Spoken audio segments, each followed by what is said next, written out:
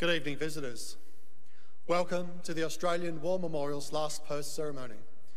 My name is Craig Burrell, and joining us today from the Royal Australian Air Force is Flight Lieutenant Mark Nolan. We are honoured to acknowledge His Excellency Mark Sofa, Ambassador of Israel to Australia. We welcome the veterans who have served, those that are still serving, and the families that support them. We acknowledge the members of RSL and Services Clubs Association, RSL Victoria and RSL Queensland, who are watching the broadcast of this ceremony around Australia. During the ceremony, wreaths will be laid at the base of the Pool of Reflection by visitors to the memorial and students on behalf of the National Youth Science Forum, ANU. Please stand and join in singing the National Anthem.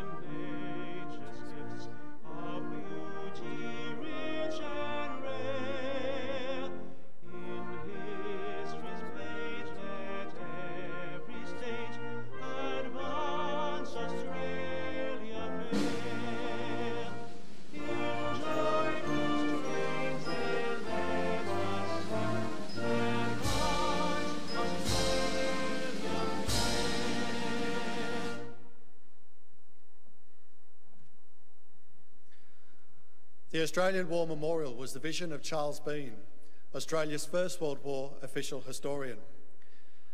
Bean landed with the Australian troops on Gallipoli and stayed with them at the front through to the end of the war. The idea of this national memorial and museum came to him at Pozières, France, in the depths of the bloody fighting of 1916. Bean's idea was that this would be a place where families and friends could mourn their loved ones buried in faraway places. It would also be a place that could help all Australians understand what these men and women had endured and what they had done for us. Bean's vision, to which we remain true, is best expressed as inscribed in the entrance to the memorial's galleries. Here is their spirit, in the heart of the land they loved, and here we guard the record that they themselves made. Tonight, we will read the story behind just one of those on the Roll of Honour, which lists the names of more than 102,000 men and women who have given their lives for us in war and operations for more than a century. But first, we present a lament, Flowers of the Forest. Wreaths or floral tributes will now be laid at the base of the Pool of Reflection.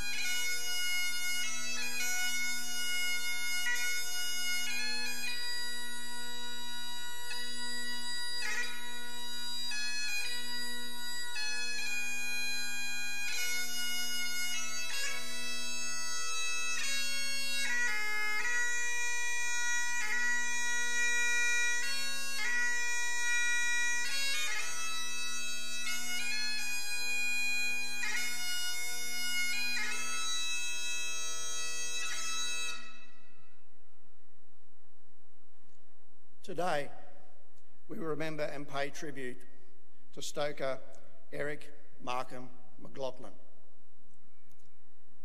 Known as Tassie to friends and family, Eric McLoughlin was born in Hobart in August 1896, the second son of Frank and Christine McLoughlin. In 1930, Eric married Olive Barry, and when war broke out 9 years later, the couple were living in Hobart. McLoughlin was working as a marine fireman, stoking the coal engines of steamships, and was a member of the Royal Australian Naval Reserve. At the start of the war, he reported for active duty and was posted to the HMAS Gurangai. This vessel had been a fishing trawler in peacetime, but when the war started, she was taken over by the Navy Board and fitted out for minesweeping. In early 1940, a British ship and an American freighter in Bass Strait were lost in quick succession to German mine-laying operations. Gurangai was one of a number of minesweepers sent out to locate and destroy the minefields. Following that operation, the minesweeper began the return journey to Queenscliff until a rising storm saw the ship diverted to Portsea, which was a safer harbour. As the Gurangai passed through the dangerous rip at the mouth of Port Phillip Bay in the darkness, she was hit by an outbound merchant ship and almost torn in half. A crewman on the ship that hit the Gurangai reported, "In the short time it took me to run along the promenade deck to the rail by the bridge, the Gurangai had disappeared. There was not a sound but the crash of water." In those short moments, some eyewitnesses heard men calling for help, but could do little for them. Flotation devices were thrown out into the darkness, and lifeboats were deployed, but despite a long search, no survivors or bodies were found.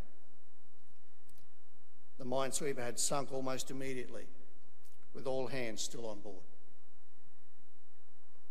Over the following weeks, diving operations recovered the bodies of 5 of the crew.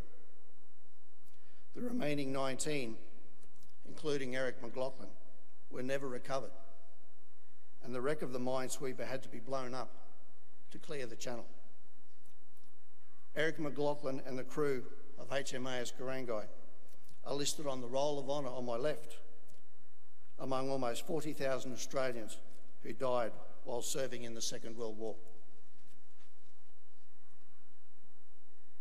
This is but one of the many stories of service and sacrifice told here at the Australian War Memorial. We now remember Stoker Eric Markham McLoughlin, who gave his life for us, for our freedoms, and in the hope of a better world.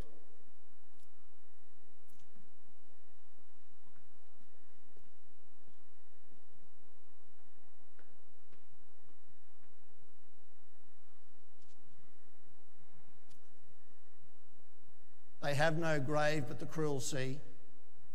No flowers lay at their heads. A rusting hulk is their tombstone, a fast on the ocean bed. They shall grow not old, as we that are left grow old. Age shall not weary them, nor the years condemn.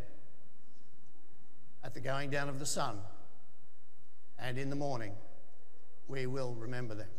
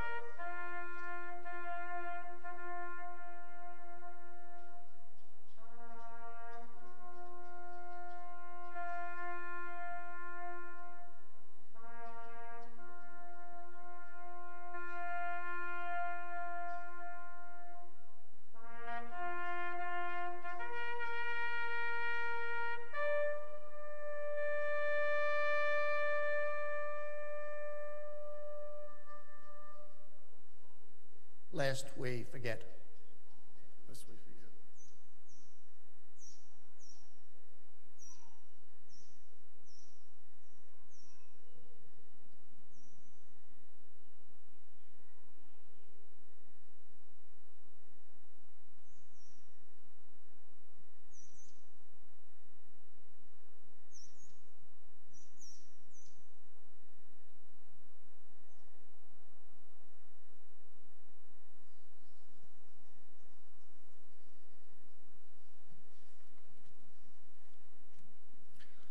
We leave you this evening with the words of the memorial's founder, Charles Bean.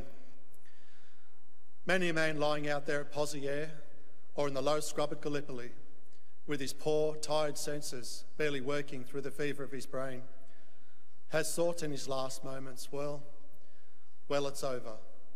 But in Australia, they will be proud of this. Ladies and gentlemen, that concludes the last post ceremony. Thank you for visiting the Australian War Memorial and good evening.